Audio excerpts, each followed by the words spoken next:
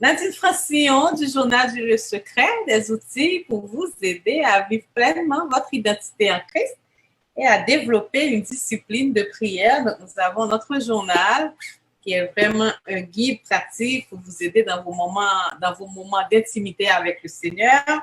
Nous avons aussi l'agenda et le planificateur.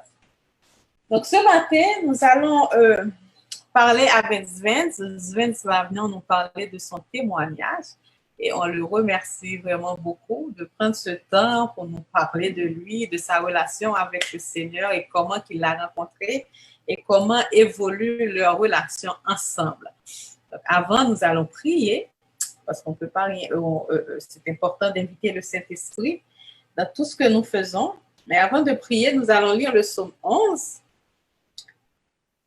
Le psaume 11 qui dit « C'est en l'Éternel que je cherche un refuge. Comment pouvez-vous me dire, fuis dans vos montagnes comme un oiseau?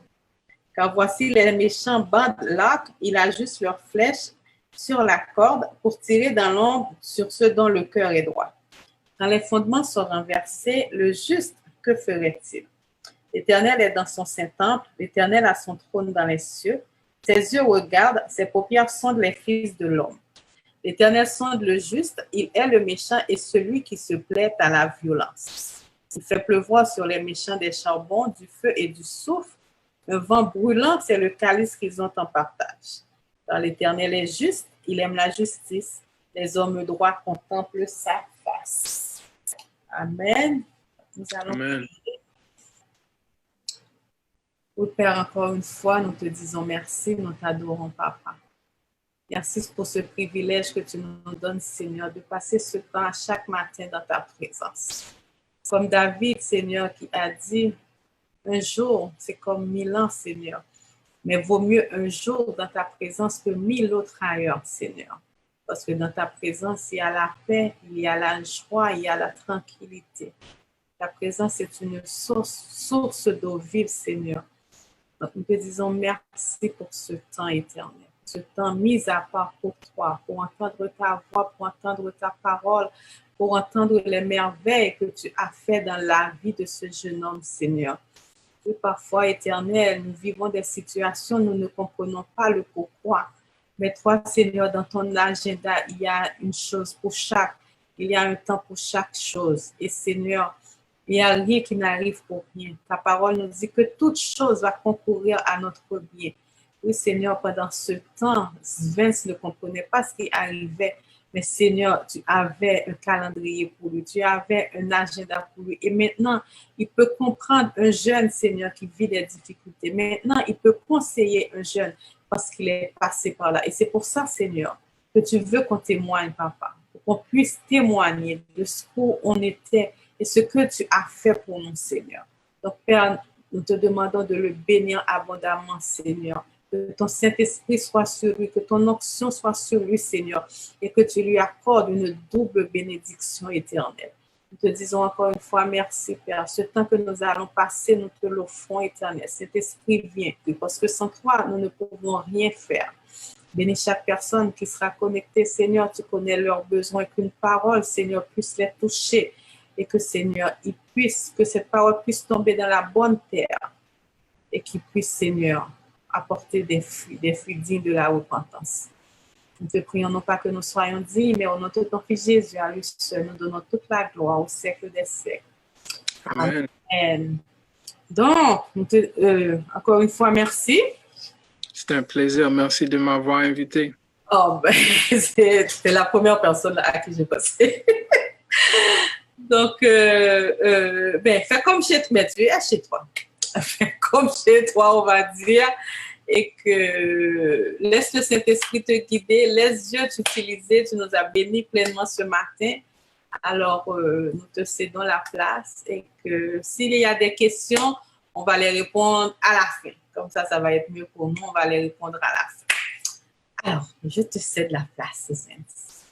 OK, well, en premier lieu, je voudrais juste dire que je ne suis pas un francophone de nature. Je vais faire quelques erreurs. S'il vous plaît, ne me crucifie pas. Amen. Okay? Donc, j'étais né ici à Montréal. Par contre, mes parents ont divorcé lorsque j'avais à peine 1 an. ma mère a décidé d'aller en Floride.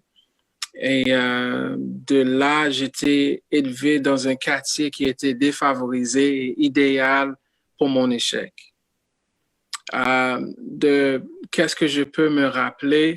Ma mère était vraiment travaillante. Ma mère était vraiment quelqu'un qui était un pourvoyeur, quelqu'un qui, voudrait le meilleur pour nous, mais malheureusement, vu qu'elle était toujours au travail, ça m'a mis, il y avait comme un manque de supervision. Mm-hmm.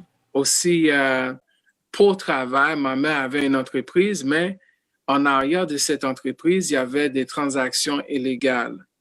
Tu vois, c'était la loterie. Et à cause de ça, ça fait en sorte que on était impliqués, dans d'autres choses. Par exemple, une des situations qui m'a vraiment marqué en tant que jeune, c'est lorsque ma mère elle était en train de faire l'épicerie. Et pendant elle était en train de faire l'épicerie, il y avait des gens qui étaient en train de lui suivre toute la journée. Et à un moment donné, elle rentre dans la maison, elle laisse l'épicerie dans la voiture. Moi, je cherchais toutes les choses qu'elle a achetées. Et ils ont rentré dans la maison pour prendre sa valise et part. Lorsque j'ai compris qu'est-ce qui vient de passer, j'ai rentré dans la maison pour essayer de bloquer la personne. Mais j'étais très jeune, j'avais comme 12 ans. La personne m'a juste tassé à côté et elle a continué à s'enfuir. Mais moi, j'ai couru après lui. Et à un moment donné, j'avais un moment de peur. La peur a installé. Je me suis dit, est-ce qu'il a une arme à feu? Est-ce que, il va essayer de faire quelque chose ou quoi que ce soit? Et j'ai juste eu cette peur, tu vois, et j'ai juste bloqué. J'ai retourné chez nous et j'ai expliqué à ma mère qu'est-ce qui vient de passer. Et on n'était pas capable de dormir chez nous. Et toutes ces situations-là m'ont juste donné envie d'avoir une arme à feu.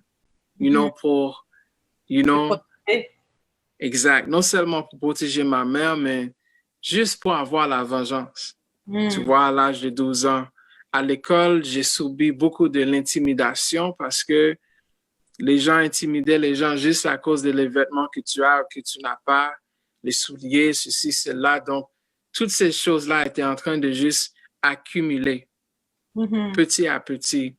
Et à un moment donné, je me suis dit, je vais prendre ça dans ma façon. Je vais m'occuper de moi par rapport à, cette vide que j'ai. Et j'ai essayé de remplir cette vide avec la fraude des cartes de crédit. Donc, j'ai commencé à faire la fraude à 13 ans. J'ai commencé à juste acheter tous les trucs que je pensais qui va me donner la valeur, qui va aider les gens autour de moi à me valoriser. Donc, je faisais ça pour un bon bout de temps. Et comme j'avais dit tantôt, ma vie chrétienne a commencé très tôt, à cause de ma tante, parce que ma tante est toujours une femme de prière, une femme qui prend ça vraiment au sérieux. Donc, à l'âge de 5 ans, elle m'a impliqué à son église. Et après avoir eu des problèmes familiales, tu sais, dans toutes les familles, il y en a toujours comme des problèmes familiales. Vu qu'elle a s'éloigné un peu de ma mère, j'étais plus à l'église, tu vois. Donc, à un moment donné, lorsque j'avais 12 ans, 13 ans, ma grand-mère, elle a vu des gens qui a présenté chez nous, qui étaient en train de parler des créoles, parler de la Bible, pensait que ces gens-là étaient chrétiens. Mais en fait, c'était des gens, par exemple, qui étaient mormons. Tu vois? Donc, elle m'a envoyé à l'église là-bas. J'étais même baptisé là-bas à l'âge de 12 ans. Et ma tante m'a fait comprendre c'est quoi vraiment cette secte-là. Et j'ai vite sorti. Mais malheureusement, il n'y avait plus comme une influence église après l'âge de 12 ans. Donc, c'est de là, par exemple, j'ai commencé à voir la rue, voir comme les gens autour de moi comme des modèles. Et, un de ces modèles-là habitait 3 maisons de chez moi. Il était en train d'opérer comme une maison de crack. Et à 14 ans, c'était ça qui m'a interpellé parce que j'avais cette volonté pour être dominant. Et lorsque j'ai vu autour de moi, les gens qui étaient dominants étaient les dealers de drogue, c'était des gens en train de faire des coups et tout ça. Donc, je me suis dit, je vais être comme ça. C'était ça mon modèle que je voudrais. C'était pas Michael Jordan ou quelqu'un comme ça parce que Michael Jordan n'était pas accessible. Tu vois, qu'est-ce qui était accessible était juste à côté. Donc, j'ai commencé à faire la fraude, des fraudes à la vente de cocaïne, de vente à cocaïne pour d'autres gens. À un moment arrivé, j'ai commencé à vendre pour moi-même. Et c'est de là, par exemple, j'ai vu, l'autre côté de la médaille. Tu vois, comment tu peux faire beaucoup de l'argent rapidement et comment ça prend ton âme, tu vois, ça t'amène à voir les gens dans une façon différente. Tu vois plus les gens comme des personnes, tu vois les gens comme l'argent, tout simplement. Et j'ai failli mourir plusieurs fois. J'ai été déjà frappé par une voiture, presque kidnappé. Il y avait déjà des gens qui essaient de me tuer avec une machette. Like, j'ai passé par plusieurs choses et tout ça ne m'a pas arrêté. Tout ça ne m'a pas vraiment mis dans un état de peur. Je savais toutes ces affaires-là vont arriver parce que j'étais impliqué dans la rue et la vente de drogue. Donc, tu te prépares en conséquence. Mais il n'y avait rien qui était capable de me préparer lorsque, par exemple, une femme a présenté devant moi avec son fils, avec un sac, et dans le sac, il y en a un jeu vidéo.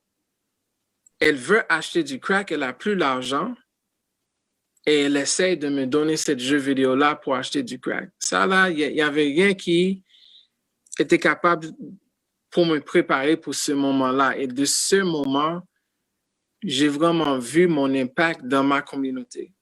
J'ai vu l'impact que j'ai dans la vie de ce jeune-là et cette femme-là. Et ce n'était pas quelque chose de positif que je voudrais revivre. Donc, des situations comme ça ont commencé à toucher mon cœur et me pousser pour aller plus vers Dieu et sortir de la rue. Mais le problème que j'avais, c'est que je n'avais pas mes papiers aux États-Unis. Donc, comment, par exemple, je peux avoir un job? Comment je peux continuer mes études si je n'ai pas mes papiers? Je ne peux pas. Donc, ça m'a juste fait sentir que j'étais dans un cul-de-sac et j'en ai pas un sorti. Donc, j'ai pas vu comment je peux s'en sortir. Et malgré que j'étais à l'église comme, des fois, j'avais toujours cette pensée dans ma tête qui me disait, mais pourquoi tu vas à l'église, toi? Tu n'es pas parfait. Ta vie n'est pas en ordre, donc pourquoi tu y vas? Et, c'est ces pensées-là qui m'a, limité, qui m'a poussé hors de la présence de Dieu, qui m'a gardé dans la rue parce que je pensais que je devais me présenter à Dieu lorsque j'étais parfaite. Ouais. Et c'était pas le cas. Souvent, les gens pensent ça. Ils veulent être parfaits avant d'aller voir Dieu. Pourtant, Dieu, il cherche des gens imparfaits pour les modeler. Exact. C'est d'avoir la même idée avec notre santé. C'est comme, je vais voir le médecin lorsque j'ai le cancer. Ouais. Lorsque je suis comme prêt pour... C'est comme essayer de voir un médecin lorsque tu es mort.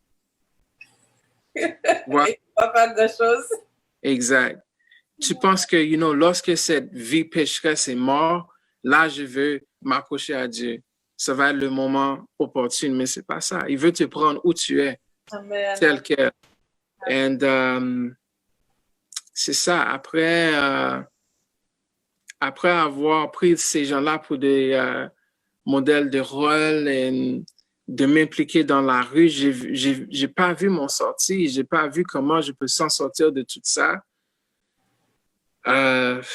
Bon, j'ai quitté chez moi à l'âge de 16 ans. J'ai été arrêté à peu près 6 fois. Et la dernière fois que j'ai été arrêté pour une arme à feu en 2006, je me suis dit, je ne vais plus retourner parce que j'ai gagné en cours. Et lorsque j'ai gagné, j'ai compris que Dieu voudrait faire des choses avec moi, mais il faut que j'ai arrêté de vendre. Mais j'étais tellement dépendante de la vente de drogue pour vivre, j'ai pas vu comment je peux arrêter. Donc, à un moment donné, j'avais comme un autre mentor dans la musique qui a vu le talent que j'avais et a essayé de me parler, à me conseiller. Et à force de l'écouter, je me suis dit, je veux arrêter. Donc, j'ai plus contacté mon contact pour avoir plus de cocaïne pour vendre. Et j'ai passé 1 mois chez moi en train de juste réfléchir, penser comment je peux faire de l'argent dans une façon legit, légale, ne pas faire tort à qui que ce soit. Donc, j'ai commencé à vendre des vêtements, des souliers, des parfums, des voitures dans les écoles, l'encamp. Et je sentais tellement béni. J'étais tellement béni de sentir que j'étais pas en train de faire quelque chose de négatif, que c'était un des meilleurs moments de ma vie. Amen. Parce que je sentais vraiment libre. J'ai commencé à aller à l'église telle quelle, you know, and je sentais juste bien. Et lorsque j'ai pris Dieu sérieux, il m'a pris sérieux. Amen, amen, amen. Yeah. Ouais. J'ai vu ça comme ça. Lorsque j'ai vraiment pris cette décision-là d'avoir la foi, c'est de là que j'ai eu des rêves qui étaient vraiment clairs. C'est de là que j'ai eu des moments où je ne peux pas douter de la présence de Dieu. You know, c'était pas une Bible, c'était pas un pasteur, c'était vraiment le fait que j'ai mis ma confiance en lui. Donc, il m'a parlé directement. Il m'a fait voir son cheminement avec moi. Et malgré que j'ai fait cette change-là, les gens essaient de me tuer encore. Et je me suis dit, tu sais quoi? Je vais venir ici à Montréal et recommencer à zéro. C'était jamais une option pour moi. J'ai plusieurs lettres, plusieurs cartes des gens, de ma famille, ma mère, mes amis, tu vois, ma sœur, qui essaie de me dire, va à Montréal, recommence ta vie de zéro. Mais je ne voudrais jamais faire ce pas-là parce que je ne comprenais pas le français. Je vais quitter mes amis. Montréal est foire. Tu vois qu'est-ce que je veux dire? Recommencer. Et je suis tellement content que j'ai fait ce pas parce que c'était la meilleure décision que j'ai faite avec ma vie. Meilleure décision. J'ai recommencé à zéro. C'est de là que j'ai commencé à aller à l'église sérieusement, régulièrement et m'impliquer à l'église en plus. Mais au commencement, j'étais vraiment religieux. Et c'est au fil de temps, j'ai vu mon appel.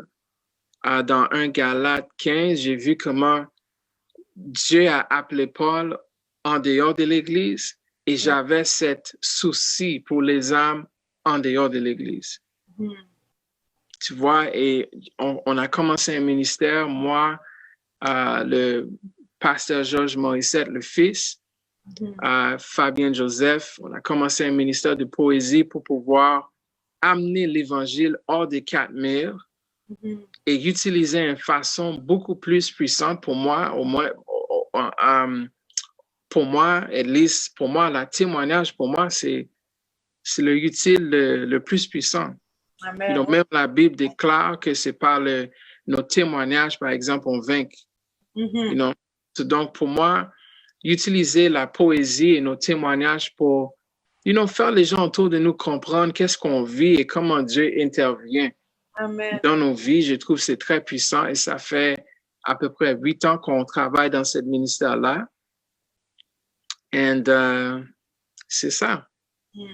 J'ai juste continué ma marche avec lui et petit à petit, j'ai vu comment il était en train d'arranger ma vie. Et il y en a une citation qui dit tôt ou tard, tu vas comprendre l'image que Dieu est en train de créer avec votre vie et pas nécessairement juste voir les couleurs qu'il utilise. Oh, c'est bon ça.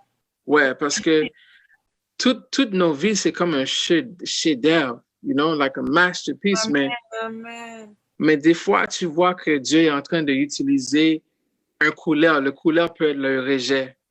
Ouais. Et tu vois tellement de rejets dans ta vie, mais tu vois pas comment il va utiliser le rejet et l'abandon pour créer une belle image. Ouais.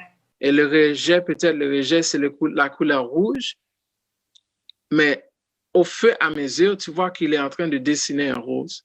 Mm-hmm. Mais pour toi, tu vois juste le rouge, tu vois juste le rejet, mais Dieu va s'en servir de toutes, de toutes choses, de toutes les gens autour de toi pour te bénir. Amen. Et j'ai compris ça plus tard. J'ai compris que toutes mes gaffes en tant que jeune, toutes mes erreurs en tant qu'adulte étaient des outils pour rejoindre des gens que l'Église ne peut pas rejoindre.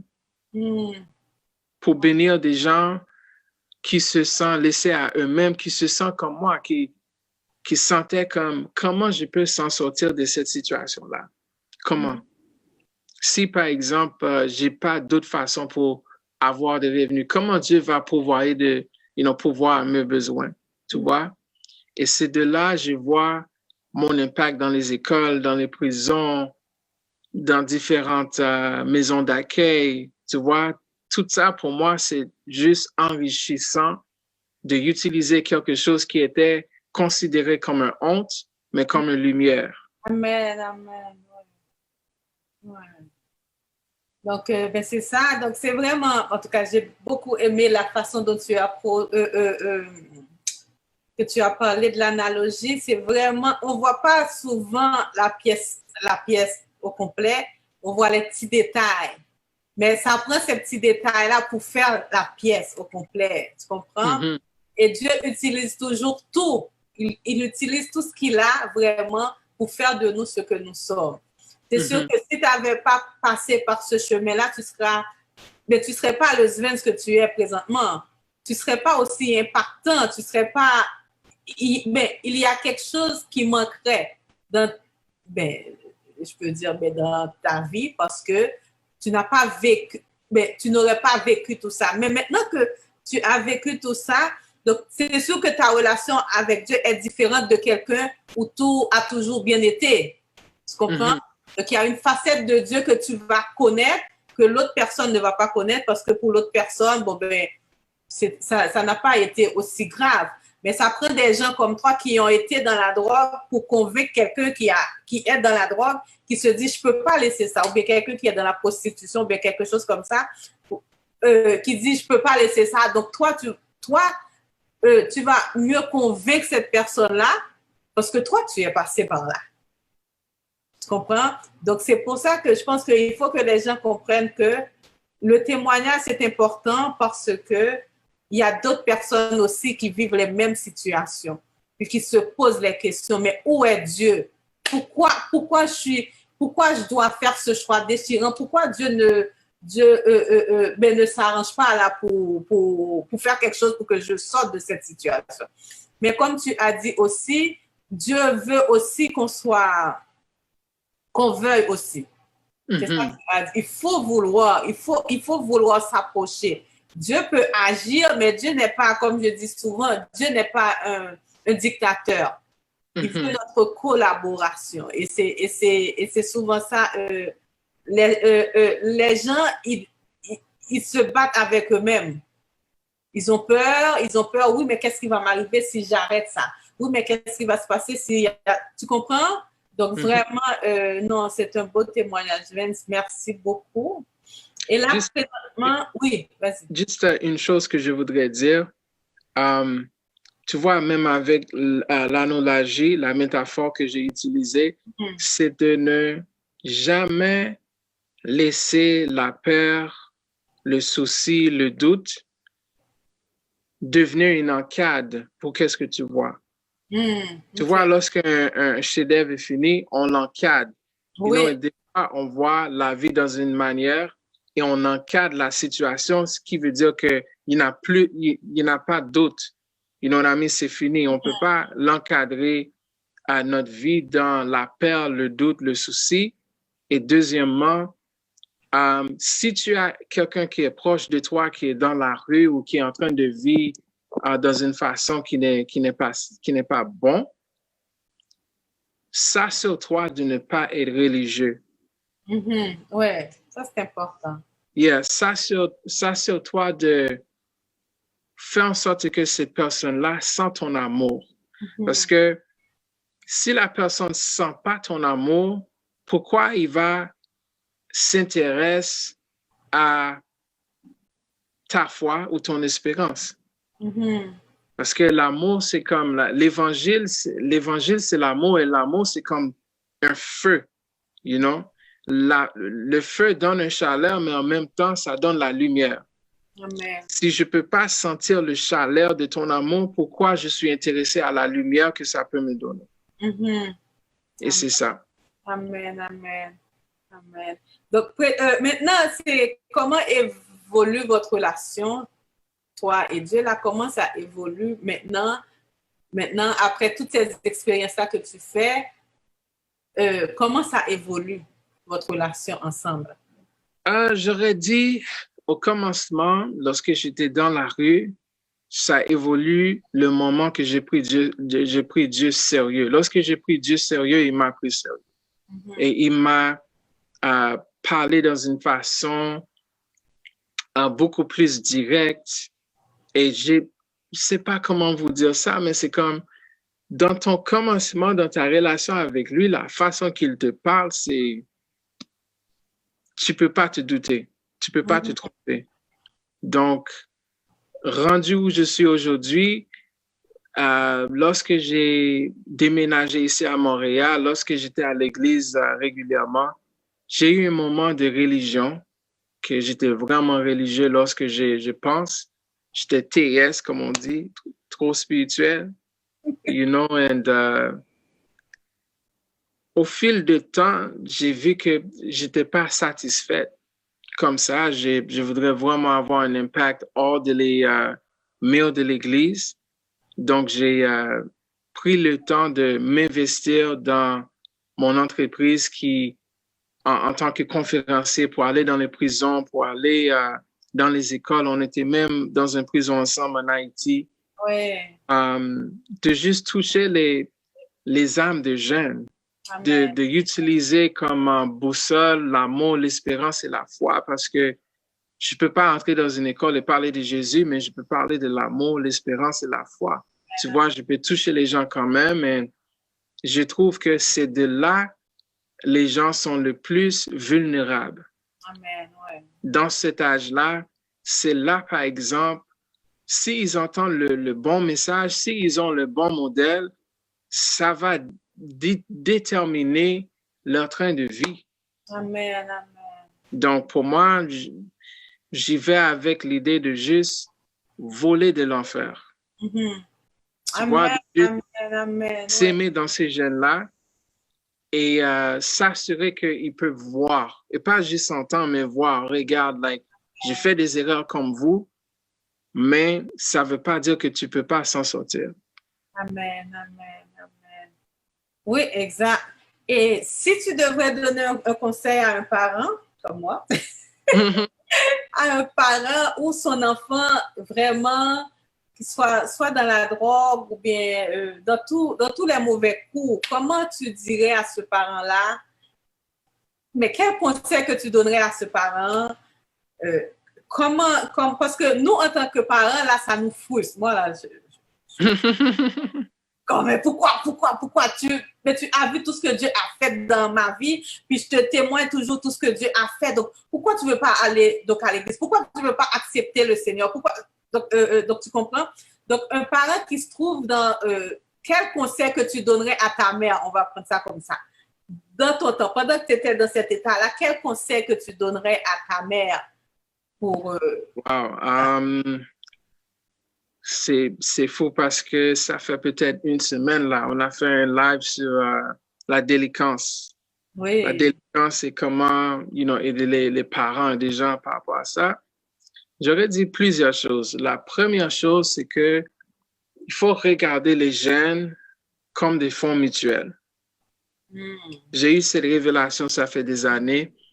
Un fonds mutuel, là, c'est comme un investissement avec plusieurs différentes options dedans. Okay. Et normalement, après 7 ans, tu vas voir ton argent, right? Donc, pour moi, c'est de s'investir le plus possible dans ton jeune, de investir dans différents aspects de sa vie, quand ça s'agit de l'école, dans les sports, musique, s'assurez-vous que ton jeune a, des modèles positifs autour de lui, de s'investir le plus possible. Et non seulement s'investir, mais aussi être transparent avec ton enfant.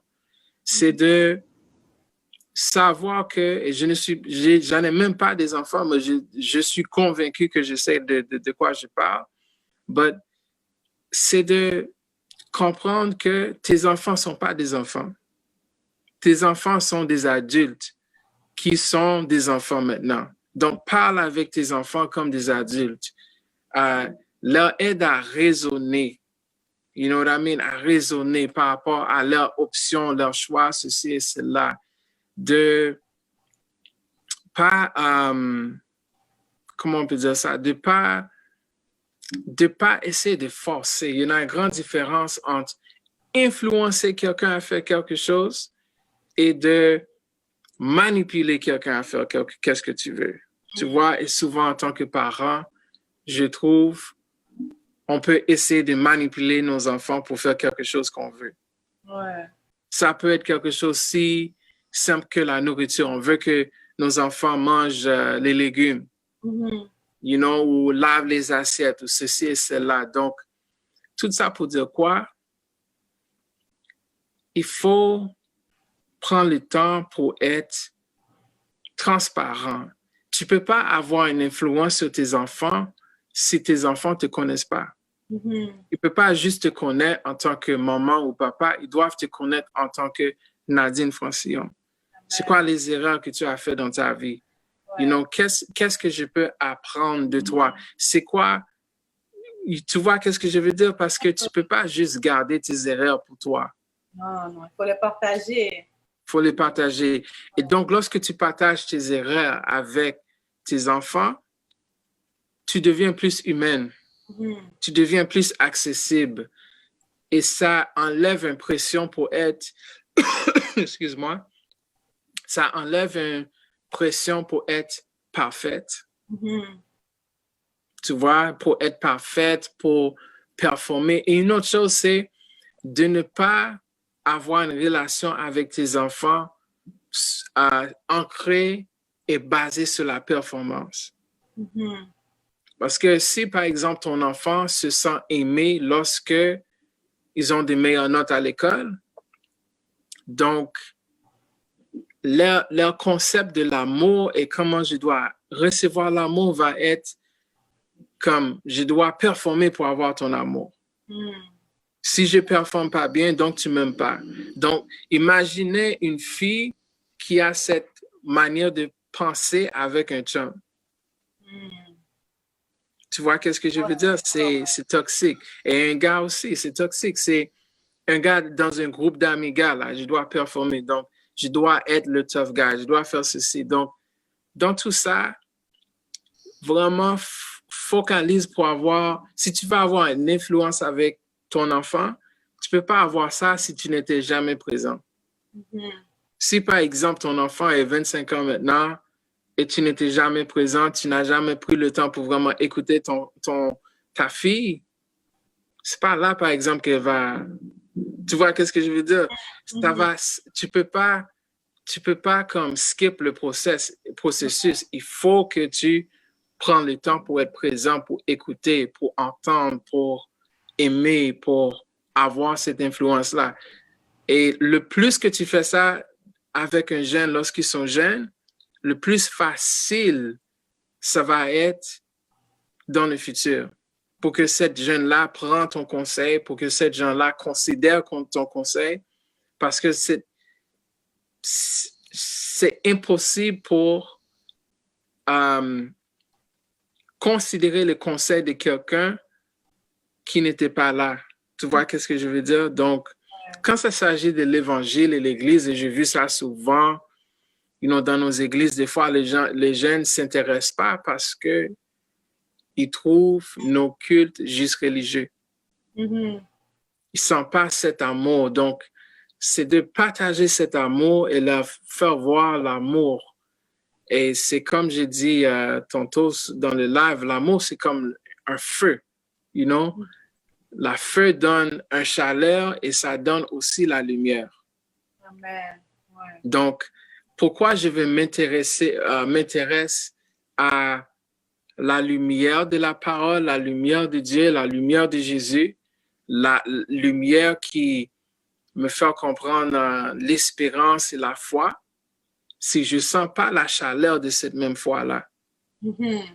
Ouais. Et lorsque je sens cette chaleur, lorsque je sens que tu m'aimes, malgré que j'y vais à l'église ou pas, tu m'aimes, malgré que je performe ou pas, que tu m'aimes, ça va tout changer. Ça va aider à être valorisé juste pour ma personne. Et c'est la même façon que Dieu nous aime. Il ne nous aime pas selon nos performances, mais il nous aime juste en tant que tel. Amen, amen.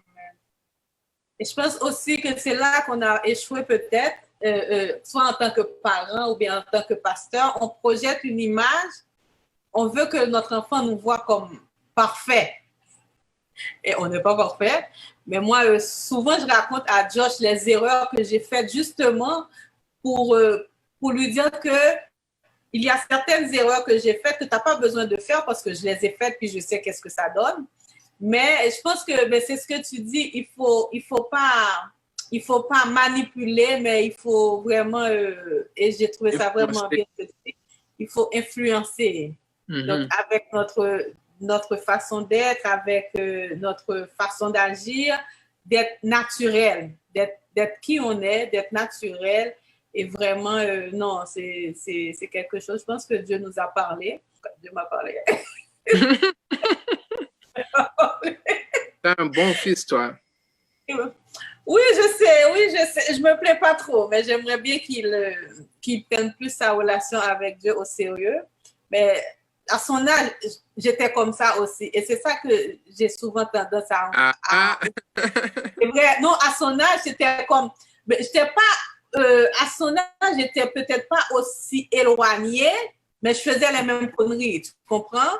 Parce que c'est la jeunesse et c'est ça que... Je pense que c'est là que j'ai échoué parce que je lui dis toujours, j'ai fait ça, donc je sais qu'est-ce qu'il y a. Tu n'as pas besoin de faire ça. Mais je pense qu'il faut que je lui laisse faire ses expériences aussi parce que je suis ce que je suis et tu es ce que tu es grâce à cause de ces expériences. Tu comprends? À cause de ces expériences. Mais vraiment, moi, ce qui vraiment m'a marqué, c'est de ne pas relâcher et de vraiment persévérer dans la prière et d'intercéder pour nos enfants. Oui, là, c'est vraiment... et de s'assurer qu'ils sentent ton amour. Exact. Et lorsqu'il voit que tu lui aimes malgré ses choix, exact. Il va comprendre mieux l'amour de ce Dieu qu'on lui parle. Amen. Il va dire, wow, elle m'aime quand même, elle m'aime telle qu'elle, elle met aucune pression sur moi. Donc, elle va voir aussi que ta confiance en Dieu est solide. Amen. Ouais. Et ça, c'est une erreur qu'on fait des fois lorsque tu as un enfant. Tu veux que ton enfant va dans une telle direction, l'enfant va pas dans cette direction-là. Et des fois, ça nous donne un père. Ouais. You know? But honnêtement, si par exemple ta confiance en Dieu est solide, tu vois, il y en a même une parole par rapport à comment les Hébreux, comment ils s'aiment. Tu vois, normalement, qu'est-ce qu'on fait? On crée un tout, on s'aime. Tu vois, ensuite, on couvert avec la sol et tout ça, il y en a la pluie, bla, bla, bla, bla. Mais les Hébreux, dans le temps, ils ne faisaient pas ça. Ils jettent la semence et ensuite, ils passent un outil pour graver le sol et la semence rentre dans le sol. Et il y en a un pasteur qui a dit, on n'a pas besoin d'essayer de rentrer la semence dans le cœur de quelqu'un. Juste sème. Dieu va utiliser les situations pour s'assurer que la semence rentre et que ça apporte du fruit. Amen. Et ça va être des années plus tard. Des fois, il y en a d'autres qui comprennent tout de suite, mais chose plus importante, c'est de faire en sorte que la personne sente ton amour. Amen. Oui, c'est vrai. Merci. Je ne sais pas s'il y a des questions. Parle-nous un peu de l'Arcela, parce que peut-être qu'il y a des gens qui ne savent pas trop c'est quoi. Moi, j'aime tellement. Je trouve que c'est une façon d'aller chercher les jeunes avec l'Arcela. Je trouve vraiment c'est ça, là. Tu vas chercher les jeunes, c'est ça. Donc, Paul nous a... OK, l'Arcela, c'était créé en 2012. C'est un ministère de poésie. Ça fait à peu près 8 ans qu'on fait ça. Et l'idée est tirée des leçons. Tu vois, il y en a plusieurs qui voient le mot « Séla » qui ne savent même pas qu'est-ce que ça veut dire. Ça veut dire méditer, arrêter, réfléchir, maintenir emphase sur qu'est-ce qui vient d'être prononcé. Donc, on utilise l'art pour aider les gens à méditer, à arrêter, à entendre, à réfléchir par rapport de leur vie spirituelle, par rapport de leur vie en tant que telle. Et qu'est-ce qu'on fait, c'est que on crée des événements sous différents thèmes. Par exemple, la dernière était sur l'abondance. Tu vois? Et on utilise ces thèmes et tu vas entendre ces thèmes par différents poètes. Donc, va avoir peut-être une dizaine de poètes qui vont aborder sur ces sujets dans différentes façons. Par leur témoignage artistique, par le poésie. Amen. Ouais. Non, moi, j'y ai assisté, c'était vraiment bien. J'encourage tout le monde peut-être à aller voir la page, à like la page et vraiment à assister quand ça va reprendre.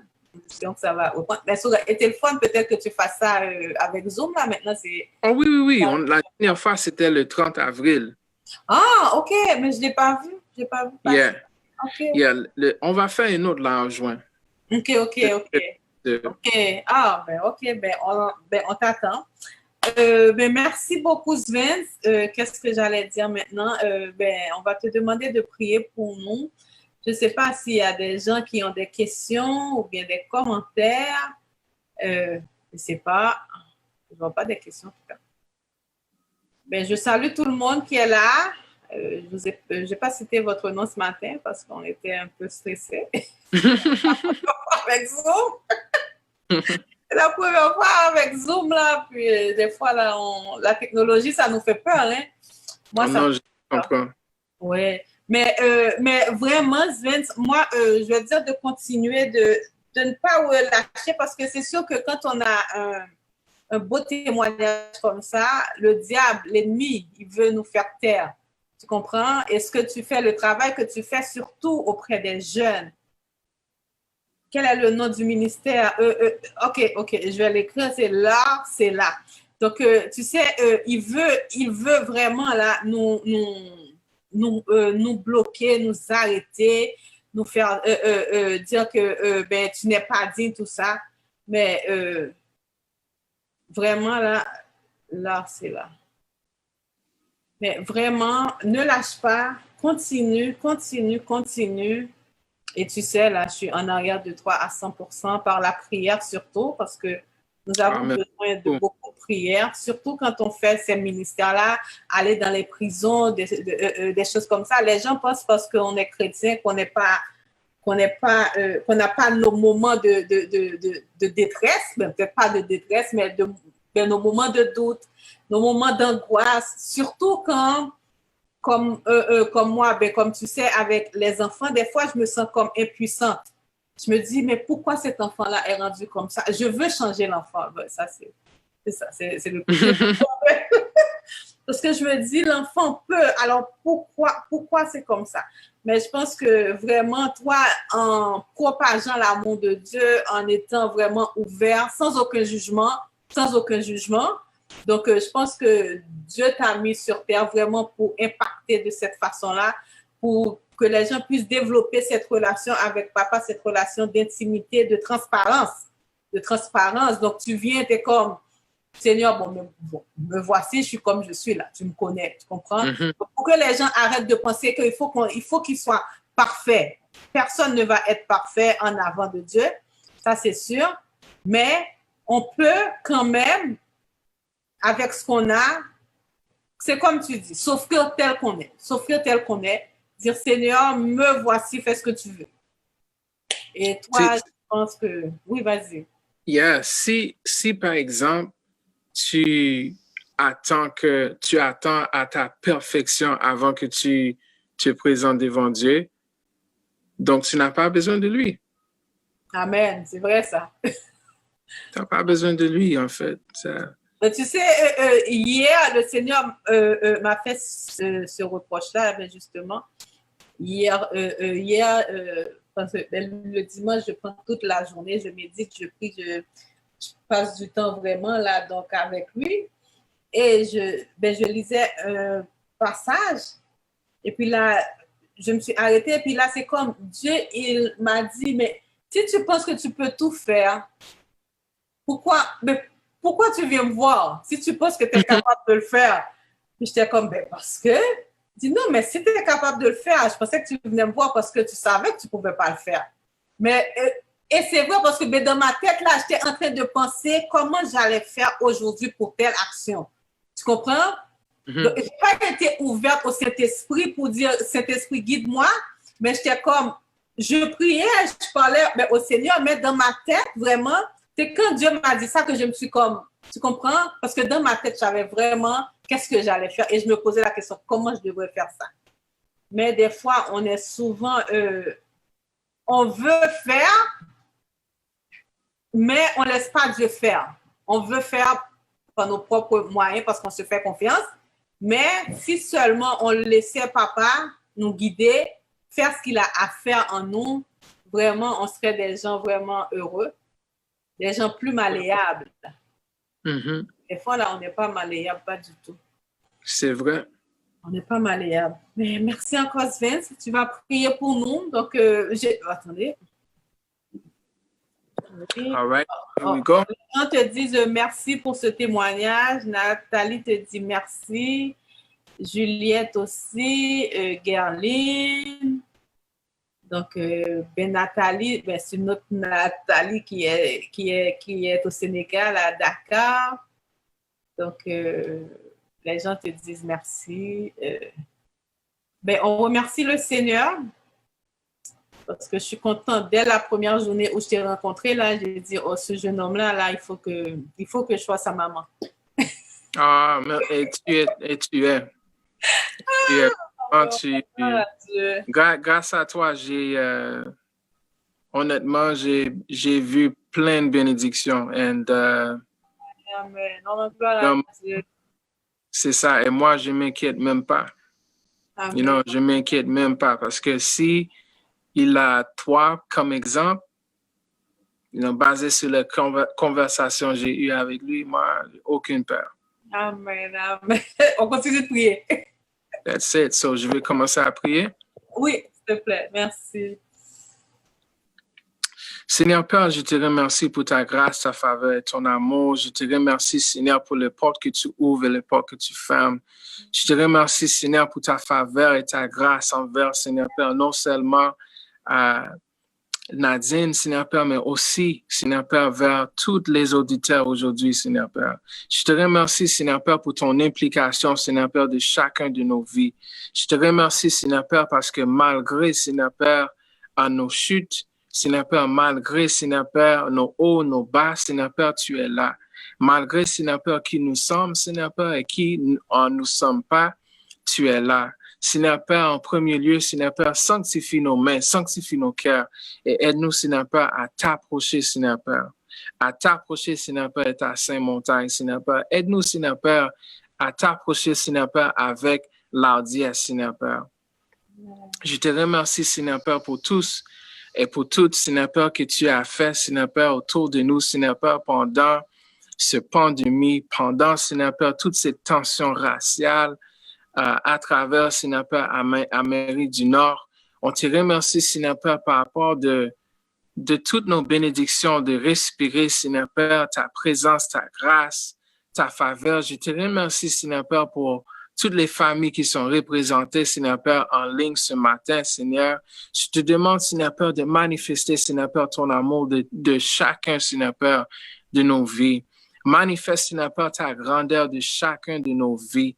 Aide-nous, Seigneur Père, à t'approcher, Seigneur Père, par la vulnerability, Seigneur Père, et pas par la perfection, Seigneur Père. Seigneur Père, tu n'as pas des prérequis, Seigneur Père, pour t'approcher, Seigneur Père. Or, Seigneur Père, un cœur, Seigneur Père, qui est humble, Seigneur Père. Or, un cœur, Seigneur Père, qui veut t'approcher, Seigneur Père, qui reconnaît, Seigneur Père, son tort. Tu n'as pas d'autres prérequis, Seigneur Père. Aide-nous, Seigneur Père, à aimer, Seigneur Père, pas selon la performance, Seigneur Père, mais juste en question de valeur, Seigneur Père. Aide-nous, Seigneur Père, à t'aimer, Seigneur Père, pas selon qu'est-ce qu'on pense qui est ta performance dans nos vies, mais juste parce qu'à cause de qui tu es, Seigneur. Aidez, Seigneur Père, toutes les gens sur la ligne aujourd'hui, Seigneur Père, à pardonner, Seigneur Père, eux-mêmes pour leurs erreurs, Seigneur Père, du passé, Seigneur Père. Pardonnez, Seigneur Père. Aide les parents, Seigneur Père, sur ce ligne, Seigneur Père, que peut-être qu'ils veulent pardonner, Seigneur Père, leur propre tête, Seigneur Père, s'ils sentent comme ils devaient faire des choses différentes. Aide-nous, Seigneur Père, à se pardonner, Seigneur Père, par rapport de la façon, Seigneur Père, on est, Seigneur Père, avec notre famille, Seigneur Père. Aide-nous, Seigneur Père, à se pardonner, Seigneur Père, par rapport de notre vie spirituelle et nos manquements. Aide-nous, Seigneur Père, à t'approcher, Seigneur Père, à toi, Seigneur Père, avec toute humilité, Seigneur Père. Aide-nous à entendre ta voix, ton Esprit Saint. Aide-nous, Seigneur Père, à avoir cette distinction, Seigneur Père, entre tous les gens autour de nous, Seigneur Père. Aide-nous, Seigneur Père, être des gens de distinction et de l'honneur, Seigneur. Aide-nous, Seigneur Père, à être le sel de la terre, Seigneur Père. Aide-nous, Seigneur Père, à être non seulement, Seigneur Père, la lumière de ta parole, la lumière de l'Évangile, mais aussi la chaleur, Seigneur Père, que ton amour, Seigneur Père, donne, Seigneur Père, lorsqu'on s'approche. Aide-nous, Seigneur Père, à entendre ta voix, Seigneur Père, aujourd'hui. Seigneur, aujourd'hui, on déclare, Seigneur Père, que tous les plans de l'ennemi, Seigneur Père, sont anathèmes. On déclare, Seigneur Père, que toute arme forgée contre nous, Seigneur Père, est en train de travailler pour nous, Seigneur. On déclare, Seigneur Père, that every weapon formed against us will not prosper, Father God. We decree and we declare, Father God, that every stronghold, Father God, that is found in our heart, every stronghold in our mind, tout faux raisonnement, Seigneur Père, we break in Jesus' name, Father God. We decree and we declare, Father God, that we are victorious. We decree and we declare, Father God, that we are mighty in your spirit. We decree and we declare, Father God, that we tread over the lion, that we tread over the snake and serpent. We decree and we declare, Father God, that we war not, Father God, against the flesh, Heavenly Father, but we war, Father God. The weapons of our warfare are not carnal, Father God, but we decree and we declare that we war through your spirit.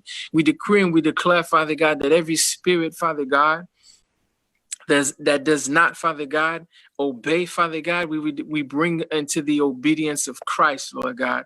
Lead us, Father God, from victory to victory, Father God. I decree and I declare, Father God, for the people that are listening right now, Father God, that are facing financial, Father God, troubles, Father God, je déclare que tu es Jéhovah Jireh, Seigneur. Je déclare que pour tous les gens sur cette ligne, Seigneur Père, qui sont en train, Seigneur Père, de vivre Seigneur Père, une pression financière, que Seigneur Père, tu es Jéhovah Jireh, tu es Seigneur Père, Jéhovah, Seigneur Père, qui prend soin de nous, Seigneur Père. Je suis témoin. Seigneur Père, pour toutes les autres, Seigneur Père, qui peut-être en train de vivre, Seigneur Père, des situations, Seigneur Père, au niveau des relations, Seigneur Père, tu es celui, Seigneur Père, qui répare, Seigneur Père, qui restaure, qui bénit, Seigneur Père, qui ouvre et qui ferme, Seigneur Père. Restaure nos relations, Seigneur Père, avec notre famille. Restaure nos relations, Seigneur Père, avec nos proches, les gens qu'on aime, Seigneur. Manifeste ta gloire, Seigneur Père. Je déclare que de ta gloire, Seigneur Père, de nos vies, Seigneur Père, que de ta puissance de nos vies, Seigneur Père, que de ton amour dans nos vies, Seigneur Père. Je déclare la faveur, Seigneur Père. Un faveur, Seigneur Père, que les gens ne peuvent pas comprendre, Seigneur Père. Cette grâce que tu as pour nous, cet amour que tu as pour nous, Seigneur. Je scelle cette prière dans le sang de Jésus, dans le précieux nom de Jésus-Christ. Amen. Amen, amen, amen. Oh, merci, merci Sven, amen. Oh, le Seigneur vous bénisse, excellente journée. Merci encore Sven. Merci de m'avoir invité. Bonne journée. Oh, ça fait plaisir. Merci toi aussi, bye. Bye bye.